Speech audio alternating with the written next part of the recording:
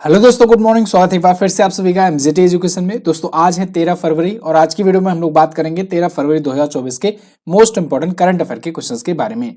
Video में आगे बढ़ने से पहले रिवीजन करेंगे हर बार की तरह। तो कल जो हम लोगों ने पढ़ा था उसका 1 मिनट में क्विकली रिवीजन करेंगे। कल हम लोगों ने पढ़ा था 11 फरवरी को समर्पण दिवस मनाया जाता है पंडित दीनदयाल उपाध्याय जी की पुण्यतिथि पर। इसके अलावा गृह मंत्री अमित शाह जी ने लोकसभा चुनाव से पहले सीएए लागू करने की घोषणा की है। इसके लिए संशोधन विधेयक दिसंबर 2019 में आया था और ये विधेयक अधिनियम भी 2019 में ही दिसंबर में बन गया था, 12 दिसंबर को। भारत सरकार ने एडीबी के साथ ब्रह्मपुत्र नदी प्रबंधन के लिए $200 मिलियन का ऋण समझौता किया है और तेलंगाना राज्य सरकार ने तडोबा कवल संरक्षण रिजर्व को मंजूरी दे दी है। गूगल अपना जो बार्ड एआई चैटबॉट है उसको रीब्रांड किया है जेमिनी से। इसके अलावा विश्व स्वास्थ्य संगठन ने नेल्सन मंडेला पुरस्कार 2024 से सम्मानित किया है नीमहंस को। राष्ट्रपति द्रौपदी मुर्मू जी ने नई दिल्ली में वार्षिक राष्ट्रीय जनजातीय महोत्सव आदि महोत्सव का उद्घाटन किया है और केंद्रीय स्वास्थ्य मंत्रालय ने लिम्फेटिक फाइलराइसिस उन्मूलन के लिए 2027 तक का लक्ष्य रखा है। फिट इंडिया मूवमेंट का नया ब्रांड एम्बेसडर नरेंद्र कुमार यादव को बनाया गया और एनपीसीआई ने अपना गैर कार्यकारी अध्यक्ष और स्वतंत्र निदेशक नियुक्त किया है अजय कुमार चौधरी को। 11 फरवरी को विज्ञान में महिलाओं और लड़कियों का अंतर्राष्ट्रीय दिवस मनाया जाता है। ये टॉप 11 करंट अफेयर के क्वेश्चंस थे कल की वीडियो से, जिनका आपने किया है क्विकली 1 मिनट में रिवीजन। एक महानुभाव कल ऐसा कमेंट करके कह रहे थे कि आप बार बार डिटेल बोल रहे हो और वन लाइनर आप क्यों देते हो। तो भाई साहब ऊपर देख लो, यहाँ पर लिखा हुआ है बड़े बड़े में quickly revision of last day question. ये लास्ट डे का क्वेश्चन क्विकली रिवाइज कराने के लिए वन लाइनर दिया जाता है। ठीक है, कंटेंट में डिटेल में पढ़ा ही रहता हूँ पिछले दिन, तो उसी का अगले दिन वन लाइनर में रिवीजन कराया जाता है। मैं कल उन लोगों के लिए कह रहा था जो सिर्फ और सिर्फ वन लाइनर पढ़ करके एग्जाम निकालना चाहते हैं, उनके लिए बात कही गई थी। यहाँ पर रिवीजन कराया जाता है रिकॉल कराने के लिए जो कल पढ़ाया गया था, और कल मैं इसको डिटेल में पढ़ाया हुआ होता हूँ तो अब उसका रिवीजन कराता हूँ वन लाइनर में। ठीक है ना, जो सिर्फ वन लाइनर पढ़ते हैं उनके लिए बातें कही गई थी। फिलहाल एमजेटी ऐप पर आप इसका क्विज पीडीएफ वगैरह सब पा सकते हो। पहला क्वेश्चन देखते हैं, विश्व रेडियो दिवस कब मनाया गया? वर्ल्ड रेडियो डे ये दोस्तों 13 फरवरी को मनाया जाता है प्रत्येक वर्ष, और इस बार भी 13 फरवरी को मनाया गया। ये रेडियो के प्रति, रेडियो का जो भी योगदान रहा है टीवी आने से पहले और मीडिया आने से पहले, टेक्नोलॉजी और ज़्यादा इंटरनेट आने से पहले, रेडियो काफ़ी एक लंबे समय तक बहुत बड़ा कंट्रीब्यूट किया है पब्लिक को जोड़ने में, कम्युनिकेशन में। काफ़ी लंबा इसका योगदान रहा है। तो इस बार 13वां संस्करण हम लोग मना रहे हैं विश्व रेडियो दिवस का। इस बार की थीम है radio a century of informing, entertaining and educating. Radio सूचना देने, मनोरंजन करने और शिक्षित करने वाली एक सदी। 1895 में मार्कोनी ने सबसे पहले रेडियो का प्रसारण किया था और 2011 में यूनेस्को ने इसके महत्व को पहचानते हुए इस दिवस की घोषणा की थी। अच्छा, 13 फरवरी को एक और महत्वपूर्ण दिवस मनाया जाता है, महिला दिवस, सरोजनी नायडू जी की जयंती पर। ये क्वेश्चन आज नहीं लिया गया, चलो कल मैं इसको कवर करा दूंगा। ठीक है, 12 फरवरी 2024 को किस देश में भारत की प्रमुख तत्काल भुगतान प्रणाली यूपीआई और रुपे कार्ड का शुभारंभ किया गया? तो दोस्तों पीएम मोदी ने अभी 12 फरवरी को श्रीलंका और मॉरिशस में यूपीआई और रुपे कार्ड सिस्टम का शुभारंभ किया है। ये दोनों ही सर्विसेज आप जानते हो कि भारत सरकार के द्वारा शुरू की गई हैं, खास करके एनपीसीआई के द्वारा, national payment corporation of India के द्वारा, जो कि भारत सरकार के अंतर्गत आती है। तो इन दोनों प्रोडक्ट को भारत सरकार बढ़ चढ़ कर प्रचार भी करती है। भाई अपनी टेक्नोलॉजी भी ऐसी ही है यूपीआई। आपको अगर याद हो तो मैंने बताया था अभी 3 फरवरी के आसपास में कि फ्रांस में एफएल टावर के पास में एफएल टावर का टिकट वगैरह लेने के लिए यूपीआई सिस्टम शुरू कर दिया गया। यानी कुल मिलाकर के फ्रांस पहला देश बना जहां पर यूपीआई चालू हो चुका है। ध्यान रहे, यूपीआई सिस्टम बहुत सारे लोग अपने देश में लागू करना चाह रहे हैं, बहुत सारे देश, मतलब 15 से ज्यादा देश, लेकिन वो यूपीआई का टेक्नोलॉजी ले रहे हैं। मतलब वो लोग अपने यहाँ यूपीआई जैसे ही सिस्टम बनाएंगे और वो अपने अपने नाम के अनुसार बनाएंगे। लेकिन यूपीआई जो हम लोग चलाते हैं वो यूपीआई पहली बार विदेश में लागू होनी शुरू हुई है और फ्रांस वो पहला देश बना था। ठीक है ना, कि मतलब अपने यूपीआई ऐप से भी वहां का एफएल टावर का टिकट ले सकते हो। अब ऐसे ही और भी देश शुरू किए।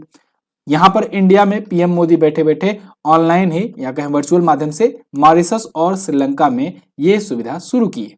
ठीक है, तो अब मॉरिशस और श्रीलंका में भी अगर किसी को जाना होगा तो वहां पर भी वो पेमेंट कर सकेंगे।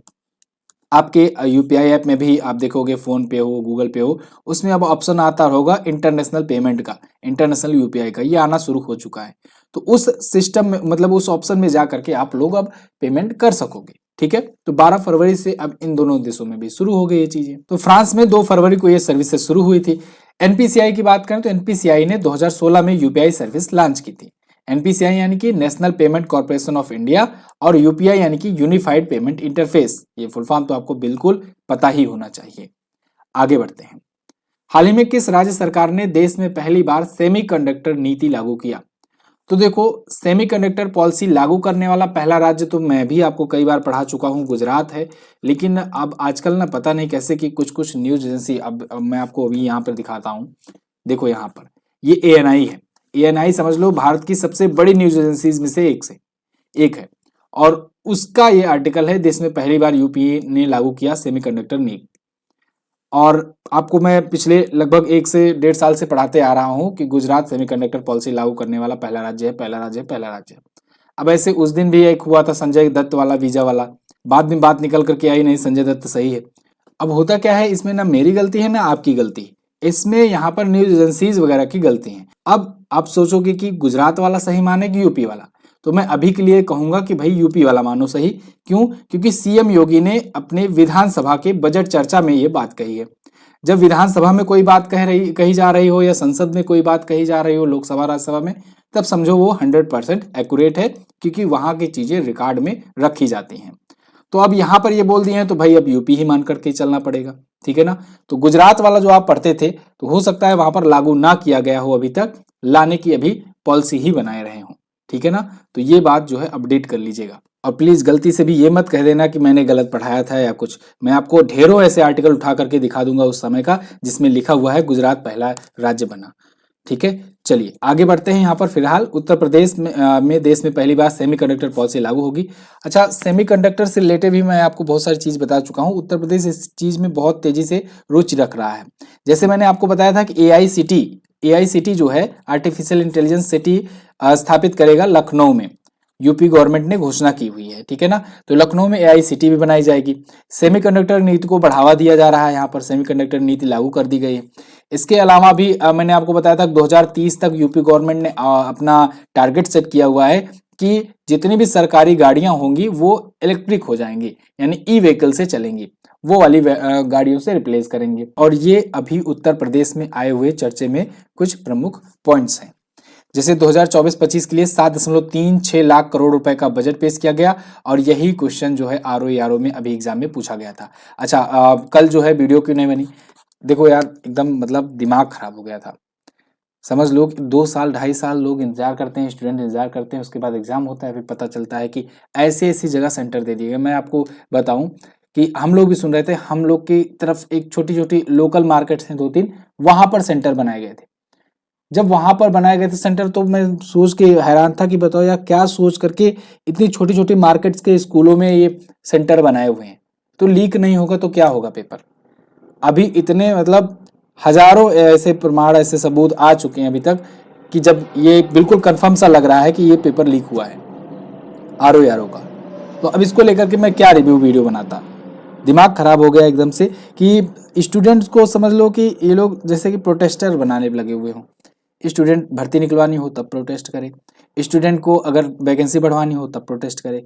एग्जाम जब 2 साल 2.5 साल बाद दे तो पता लगे एग्जाम लीक हो गया। अभी एक नियम आया तो था कि चलो 1 करोड़ का जुर्माना लगाएंगे, लेकिन अभी बस वो नियम अभी केंद्र सरकार ला ही रही है कि यहाँ पर पता लग रहा है एग्जाम पे एग्जाम लीक हो ही जा रहे हैं। मैं तो यही कहूंगा कि इतना ठोस कदम लेना चाहिए गवर्नमेंट को कि जिसके बाद आने वाली पीढ़ी, समझ लो जो लीक कराते हैं, वो लोग भी याद रखें कि हाँ, हमारे दादा ने, हमारे पापा ने पेपर लीक कराया था, उसका परिणाम हम लोग आज भुगत रहे हैं। तो और फिलहाल जो भी ट्विटर कैंपेनिंग वगैरह होगा उसमें एमजेटी एजुकेशन साथ रहेगा, किया जाएगा साथ में। और अभी मैंने भी देखा बहुत सारे टीचर्स जो हैं वो मिलकर के साथ आ रहे हैं। इसमें भी सब लोग मिलजुल करके योगदान दिया जाएगा। जिनका पेपर हुआ है अच्छा, जिनका नहीं हुआ है अच्छा, सब लोग आइए। जो लोग किसी और एग्जाम की तैयारी कर रहे हैं वो लोग भी आइए, जो लोग फॉर्म नहीं डाले थे वो लोग भी आइए, क्योंकि आज इस एग्जाम के साथ है, कल किसी और एग्जाम के साथ यही हो सकता है। ठीक है, यहाँ पर चर्चे में अगर बात करते हैं, गंगा डॉल्फिन राज्य की जलीय जीव घोषित हो चुका है। यूपी का पहला फ्लोटिंग रेस्टोरेंट प्रयागराज में खोला गया है। अयोध्या में पेइंग गेस्ट योजना, अयोध्या में स्वच्छ मंदिर अभियान, हनुमानगढ़ी के बेसन लड्डू को जीआई टैग। ये सभी प्रमुख क्वेश्चन हैं यूपी से। आप यूपी को यहाँ पर देख सकते हो। स्टैटिक आगे बढ़ते हैं, बहुत बार ये चीजें बताई जा चुकी हैं, मूड बिल्कुल खराब है। आगे, हाल ही में भारत सरकार ने महिलाओं को किस क्षेत्र में सशक्त बनाने के लिए स्वाति पोर्टल लॉन्च किया? तो दोस्तों भारत सरकार ने स्वाति पोर्टल लॉन्च किया है महिलाओं को साइंस, टेक्नोलॉजी, इंजीनियरिंग, मैथमेटिक्स और मेडिकल में एम्पावर करने के लिए, या कहे कि सशक्त बनाने के लिए। तो यहाँ पर STEMM स्टेम क्षेत्र में सशक्त करने के लिए, एम्पावर करने के लिए महिलाओं को गवर्नमेंट ने स्वाति पोर्टल लॉन्च किया है। ठीक है, तो ये स्वाति पोर्टल जो है ये national institute of plant genome research यानी NIPGR के द्वारा ये मेंशन किया गया है, बनाया गया है एक प्रकार से। तो इसका उद्देश्य है भारतीय महिलाओं और लड़कियों को सशक्त बनाना इन क्षेत्रों में। 11 फरवरी को अभी आपको मैंने कल ही पढ़ाया था, विज्ञान में महिलाओं और लड़कियों के लिए अंतर्राष्ट्रीय दिवस मनाया जाता है। तो उसी अवसर पर यह भी शुरू किया गया जिससे विज्ञान में महिलाओं और लड़कियां ज्यादा से ज्यादा भागीदारी अपनी सुनिश्चित कर सकें। अब कुछ और भी पोर्टल आए हुए थे पिछले दिनों में, उनका रिवीजन करेंगे।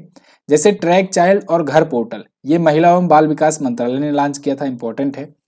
केंद्र सरकार ने अनुवादनी ऐप और एक और मैंने बताया था भाषिनी, ये दोनों जो है AI टूल है, ये लॉन्च किया गया था। भाषिनी जो है ये AI टूल है, ये समझ लो रियल टाइम पर ट्रांसलेट करता है। अनुवादनी जो है ये सब्जेक्ट का ट्रांसलेशन करता है, जो सब्जेक्ट्स जो पढ़ते हैं लोग बच्चे उनका। ठीक है, तो ये सभी रीजनल लैंग्वेज में ट्रांसलेट करते हैं AI की मदद से। ये भी AI का यूज करता है अनुवादनी भी। नवोन्मेष दत्त पोर्टल ये JP नड्डा ने लॉन्च किया था। आवाम से आवाम के लिए पोर्टल जम्मू कश्मीर पुलिस ने। पाट मित्रों ऐप ये इंपॉर्टेंट है, भारतीय जूट निगम ने। ग्राम मंच GIS ऐप ये पंचायती राज मंत्रालय के द्वारा लॉन्च किया गया है। आईना डैशबोर्ड ये इंपॉर्टेंट है, आवास और शहरी मामलों के मंत्रालय ने लॉन्च किया है। अपार ID ये भी इंपॉर्टेंट है, ये one student one nation ID के नाम से भी जाना जा रहा है और शिक्षा मंत्रालय ने इसे लॉन्च किया है। अपार ID ध्यान रखना बहुत इंपॉर्टेंट है। सरपंच संवाद ऐप असम के राज्यपाल ने लॉन्च किया है। समुद्र ऐप एनक्वाइस ने लॉन्च किया और फ्लड वॉच भारत सरकार ने लॉन्च किया। फ्लड वॉच भी इंपॉर्टेंट है। अगला, हाल ही में ICC अंडर-19 विश्व कप 2024 का खिताब किसने जीता? तो दोस्तों इसको जीत लिया है ऑस्ट्रेलिया ने। ऑस्ट्रेलिया को पता नहीं क्या हो गया है, T20 विश्व कप जीता, ODI विश्व कप जीता, इसके बाद अब अंडर-19 भी जीत लिया, महिलाओं वाला भी जीत लिया, विमेंस वाला भी जीत लिया इसने। ऑस्ट्रेलिया ने अभी अंडर-19 में भारत को हरा करके ये जीता हुआ है। भारत उपविजेता रहा इसमें भी। भारत अभी जब भारत में हुआ था 2023 का ODI विश्व कप, तो उसमें भी उपविजेता रहा था, मतलब फाइनल हारा था ऑस्ट्रेलिया से। यहाँ पर भी फाइनल हार गया। ये अंडर-19 का मैच था। यहाँ पर ये वाला जो हुआ था ये दक्षिण अफ्रीका में हुआ था 19 जनवरी से 11 फरवरी के बीच में। भारत 79 रनों से हार गया और क्वेना मफाका ये प्लेयर ऑफ द सीरीज बने। ऑस्ट्रेलिया चौथी बार जीता है। भारत अब तक 5 बार ये खिताब जीत चुका है। ऑस्ट्रेलिया ने इससे पहले 1988, 2002, 2010 और अब 2024 का जीत लिया है अंडर-19 का विश्व कप। ICC आया है। ICC के बारे में अगर बात करें तो इसकी स्थापना 1909 में हुई थी। हेडक्वार्टर इसका है दुबई में और इसके अध्यक्ष हैं ग्रेग बार्कले। कौन है? ग्रेग बार्कले इसके अध्यक्ष हैं। जेफ लार्डिस इसके CEO हैं। International cricket council full form होता है। आगे बढ़ते हैं। पेटीएम ई कॉमर्स का नाम बदलकर क्या रखा गया? तो दोस्तों पेटीएम ई कॉमर्स का नाम बदल करके अब पाई प्लेटफॉर्म कर दिया गया है। पेटीएम ई कॉमर्स जो है ये अपना नाम चेंज करके पाई प्लेटफॉर्म कर रहा है। आपको तो मैंने वीडियो बना करके दी ही हुई थी कि RBI ने पेटीएम पर बैन लगा दिया है कि पेटीएम पेमेंट बैंक पर लगाया है बैन कि 29 फरवरी के बाद से पेटीएम पेमेंट बैंक के यूजर जो हैं ना पैसा उसमें डाल पाएंगे और ना ही उससे कुछ और यूज कर पाएंगे, वॉलेट वगैरह, फास्टैग वगैरह। इसमें अगर जितना पैसा पहले से है ना वही वाला यूज कर पाएंगे और एक्स्ट्रा पैसा डाल करके उसका यूज नहीं कर पाएंगे। तो RBI ने पेटीएम पेमेंट बैंक पर तो पूरी तरीके से प्रतिबंध लगा दिया है और पेटीएम लेकिन अभी चल रहा है। ध्यान रखिएगा, पेटीएम अलग चीज है। पेटीएम का ही पेटीएम पेमेंट बैंक था, वो पेटीएम पेमेंट बैंक पर RBI ने बैन लगाया हुआ था। यहाँ ये पेटीएम ई कॉमर्स है, ये भी अलग है और पाई प्लेटफॉर्म के नाम से अब इसे रीब्रांड किया जा रहा है और साथ ही साथ कंपनी ने बिटसिला का भी अधिग्रहण किया हुआ है। ठीक है जी, चलिए पेटीएम के बारे में अगर बात करें तो पेटीएम विजय शेखर शर्मा ने स्थापित किया था 2010 में। 197 कम्युनिकेशन जो है इसकी पेरेंट कंपनी है, नोएडा में इसका हेडक्वार्टर है। ठीक है, विजय शेखर शर्मा इसके अध्यक्ष हैं। किताब जो है ये अवेलेबल है दोस्त, किताब आप ऑर्डर कर सकते हो ब्रह्मास्त्र करंट अफेयर की, और ये बुक जो है ऑफलाइन माध्यम में है, और अभी बसंत पंचमी को देखते हुए 2 दिनों के लिए इसका प्राइस 169 कर दिया गया है। तो आप जो है इसको ऑर्डर कर सकते हो, अभी के लिए बहुत ही खास पल है, इसके बाद प्राइस फिर से बढ़ जाएगा क्योंकि ज्यादा क्वांटिटी है नहीं। तो आप जो है इसको ले सकते हो, और इसमें डिटेल कंटेंट है, मैंने आपको बताया ही था। अभी आने वाले टाइम पर मार्च में पीसीएस का आपका एग्जाम होने वाला है, उसमें भी ये पूरा यूजफुल होने वाला है। बीपीएससी का एग्जाम लगा हुआ है टीआरई का, उसमें भी ये पूरा काम आने वाला है। ठीक है, क्योंकि current affair nation wise current affair और सब में ये काम आएगा, डिटेल्स के साथ है। यहाँ पर डिटेल्स दिया गया रहता है, जो उसमें 20-20 से क्वेश्चंस बन रहे हैं, तो इसलिए आपको डिटेल के साथ पढ़ना होगा। यही चीज मैं आपको कल भी बताया था। अमेजन पर बुक अवेलेबल है, लिंक भी डिस्क्रिप्शन में है, आप ऑर्डर कर सकते हैं। अगला, किस कंपनी ने जलवायु कार्यों और पर्यावरणीय प्रदर्शन के लिए शीर्ष स्थान हासिल किया है? अभी हाल ही में एक रिपोर्ट निकल करके आई है सामने कि अडानी पोर्ट्स और स्पेशल इकोनॉमिक जोन ने, अडानी पोर्ट्स और स्पेशल इकोनॉमिक जोन एक कंपनी है, अडानी के ग्रुप के ही अंतर्गत आती है, इसने जलवायु कार्यों और पर्यावरणीय प्रदर्शन के लिए शीर्ष स्थान हासिल किया है।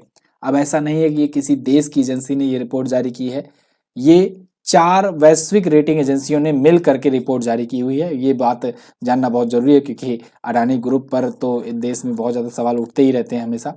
तो यहाँ पर देखो, सीडीपी, एसएनपी और इसके बाद सस्टेनालिटिक्स और मूडीज, ये चारों में से तो 2 नाम तो आप बहुत ही अच्छे से जानते होंगे, मूडीज और एसएनपी ग्लोबल रेटिंग। तो ये दोनों भी बहुत ज्यादा प्रचलित हैं, और ये बाकी की भी 2 बड़ी ही वैश्विक रेटिंग एजेंसी हैं। तो इन्होंने अभी ये रिपोर्ट जारी की है, और इसमें बताया है कि Adani ports and special economic zone limited जो है ये जलवायु कार्यों और पर्यावरणीय प्रदर्शनों के लिए टॉप पोजीशन, टॉप रैंक हासिल की हुई है। 2023 में कंपनी ने सीडीपी जलवायु मूल्यांकन के निकाल करके बताया कि पर्यावरण का प्रबंधन करने में, यानी कि एनवायरनमेंट का मैनेजमेंट करने में इसने सबसे बेस्ट प्रदर्शन किया हुआ है। ठीक है, आगे, हाल ही में किस देश के पूर्व प्रधानमंत्री अलेक्जेंडर स्टब ने वहां के राष्ट्रपति का चुनाव जीत लिया? तो अलेक्जेंडर स्टब जो कि प्रधानमंत्री थे पहले एक बार, अब ये बन गए हैं राष्ट्रपति। ये फिनलैंड के राष्ट्रपति बने हुए हैं।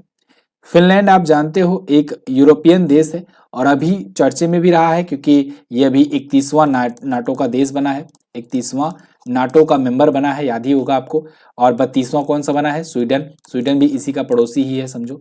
स्वीडन जो है ये बना है 32वां। ठीक है, और 31वां बना है फिनलैंड। और फिनलैंड वैसे आपको बता दें कि ये हमेशा जो हैप्पीनेस इंडेक्स आता है, इसमें ये टॉप पर रहता है। फिन से फन, ठीक है ना, तो फन में ये हमेशा टॉप पर रहता है। तो इसके पूर्व विदेश मंत्री जो थे पेक्का हेविस्टो, ये भी टक्कर में थे, ये हार गए, और जीता किसने? अलेक्जेंडर स्टब ने। कहां पर है फिनलैंड? आइए देखते हैं मैप में। वर्ल्ड मैप में अगर आप देखोगे तो यहाँ पर तो आपको अपना प्यारा भारत नहीं दिख रहा है, वर्ल्ड मैप में केवल यूरोप का यहाँ लगा हुआ है। चलिए कोई बात नहीं, इधर रसिया है, रसिया के नीचे इधर चाइना, और उसके नीचे भारत है। यहाँ पर अगर आप देखोगे तो फिनलैंड आपको ये दिख जाएगा। ठीक है, अगर आप यूके देखो तो यूके इधर है, और यहां से आप इधर देखोगे फिनलैंड, और ये है स्वीडन। तो ये बना है 31वां, और स्वीडन बना था 32वां नाटो का मेंबर। और इधर ये यूक्रेन है, जहां रसिया यूक्रेन कॉन्फ्लिक्ट चल रहा है। ठीक है जी। फिनलैंड की कैपिटल होती है हेलसिंकी, और यहाँ की करेंसी होती है यूरो, क्योंकि ये भी यूरोपियन यूनियन का हिस्सा है।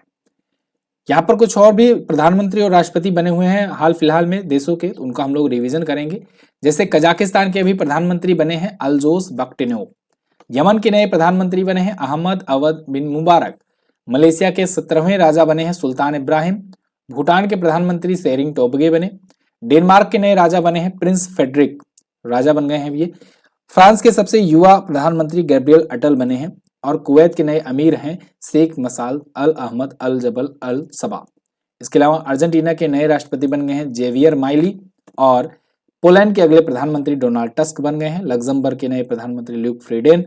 और फिनलैंड के नए प्रधानमंत्री पेटरी ऑर्पो बने हैं। ठीक है, अब फिनलैंड के अब राष्ट्रपति कौन बन गए? Alexander Stubb. अगला, हाल ही में IEEE केरल अनुभाग ने किसको KPP नाम्बियार पुरस्कार से सम्मानित किया? तो अभी हाल ही में इसरो के जो अध्यक्ष हैं एस सोमनाथ जी, ये सम्मानित किए गए हैं केपीपी नाम्बियार पुरस्कार से। यहाँ पर आपको सोमनाथ जी दिख जाएंगे और ये इसरो के करंट टाइम पर चेयरमैन है। इन्हीं के कार्यकाल में हम लोगों ने चंद्रयान 3 की लैंडिंग देखी और इसरो के द्वारा ही जो आदित्य L1 है वो भी लॉन्च किया गया। L1 बहुत ही इंपॉर्टेंट सौर मिशन है, भारत का पहला सौर मिशन है। तो फिलहाल इनको अभी सम्मानित किया गया है। इसरो के बारे में बात करें तो इंडियन स्पेस रिसर्च ऑर्गेनाइजेशन, इसकी स्थापना 1969 में हुई थी, बेंगलुरु में हेडक्वार्टर है। तो अभी 2023 की अगर मैं बात करूं तो 2023 में इसरो ने कई बड़े बड़े मिशन किए, जैसे चंद्रयान 3 लॉन्च किए और सूर्ययान या जिसे हम लोग आदित्य L1 मिशन कहते हैं, आदित्य L1 मिशन लॉन्च किया। दोनों के रॉकेट का नाम आपको पता होना चाहिए। तो आदित्य L1 के रॉकेट का नाम था PSLV C57XL और चंद्रयान 3 का नाम था, रॉकेट का नाम LVM3M4। ठीक है ना, रॉकेट वही है जो लेके जाता है, ठीक है ना, पेलोड को, तो वो रॉकेट है। चलिए अगला देखते हैं। IPL 2024 के लिए चेन्नई सुपर किंग का ब्रांड एम्बेसडर किसे बनाया गया? तो चेन्नई सुपर किंग की ब्रांड एम्बेसडर बन गए हैं दोस्तों कैटरीना कैफ। चेन्नई सुपर किंग आप जानते हो 5 बार की IPL विनर है। 5 बार की IPL इसने भी जीता है, 5 बार ही मुंबई इंडियंस ने भी जीता है, लेकिन ये 5 बार जीते हैं 14 बार में से और मुंबई इंडियंस जीते हुए है 16 बार में 5 बार। इसीलिए मोस्ट सक्सेसफुल टीम बताई जाती है चेन्नई सुपर किंग IPL में।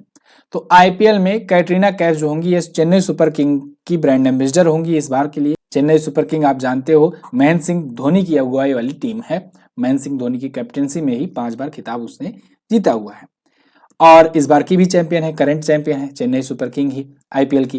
वैसे IPL के बारे में अगर बात करें तो 2024 से लेकर 2028 तक के लिए टाटा ने एक बार फिर से टाइटल स्पॉन्सरशिप हासिल कर ली है। और तो और जो मिचेल स्टार्क हैं वो सबसे महंगे खिलाड़ी भी बने हैं क्योंकि ऑक्शन हो चुका है अभी। तो मिचेल स्टार्क सबसे महंगे खिलाड़ी बने हुए हैं IPL के। ठीक है, चलिए तो IPL, अच्छा एक चीज और याद आ रहा है मुझे, चेन्नई सुपर किंग की टीम फ्रेंचाइजी ही पहली स्पोर्ट फ्रेंचाइजी बनी थी $1 बिलियन कंप्लीट करने वाली, यानी कि यूनिकॉर्न बनने वाली, ये भी ध्यान रखिएगा। IPL के अभी तक 16 संस्करण हो चुके हैं, 17वां संस्करण इस बार खेला जाएगा, आयोजित किया जाएगा इंडियन प्रीमियर लीग का।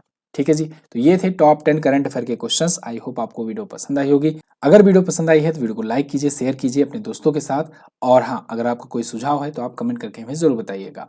यहाँ पर कुछ और ब्रांड एम्बेसडर हैं जिनको आप रिकॉल कर सकते हो और ये मैं आपके लिए छोड़े जा रहा हूँ, स्क्रीनशॉट भी ले लेना। PDF आपको टेलीग्राम पर मिलेगी, टेलीग्राम पर जाओ, MJT एजुकेशन सर्च करो, वहाँ पर क्विज वगैरह भी शाम को कराई जाती है, तो क्विज वगैरह भी आप सॉल्व कर लिया करो। PDF भी आपको सब वहीं पर मिल जाएगी। इसके अलावा व्हाट्सएप चैनल पर वन लाइनर भेज जाता है रिवीजन के लिए, आप वहां से भी जाकर रिवीजन कर सकते हैं। कल मैंने क्वेश्चन पूछा था कि नई दिल्ली में आयोजित किया जा रहे विश्व पुस्तक मेले के अतिथि देश कौन थे? तो इस बार अतिथि देश है सऊदी अरब। G7 शिखर सम्मेलन जापान के हिरोशिमा में हुआ था 2023 में। और आज आपको बताना है भारत की किस नदी को बांग्लादेश में पद्मा के नाम से जाना जाता है? अच्छा क्वेश्चन है, सिंपल है, इजी है, बहुत बार बताया गया है, आप बताइए जरूर। भारतीय राष्ट्रीय भुगतान निगम यानी NPCI की स्थापना कब हुई थी? ये भी आप बता दीजिएगा, हमेशा ये चर्चा में आता आ रहा है, तो आप दोनों का आंसर बताएंगे। कल मैंने आपको एक वीडियो दी थी, कतर से 8-9 सैनिक रिहा हो गए हैं, 7 उसमें से भारत में पहुंच गए हैं, और ये वीडियो आप जरूर देखिएगा क्योंकि उसमें आपको पता चलेगा कि कैसे क्या कुछ घटनाएं हुई जिसकी वजह से ये चीजें देखने को मिली हैं। बहुत बहुत धन्यवाद आप सभी का यहाँ तक वीडियो देखने के लिए। अब बुक ऑर्डर नहीं किए हो तो इसको ऑर्डर कर लो। मिलेंगे अगली क्लास में, तब तक के लिए नमस्कार, जय हिंद, वंदे मातरम।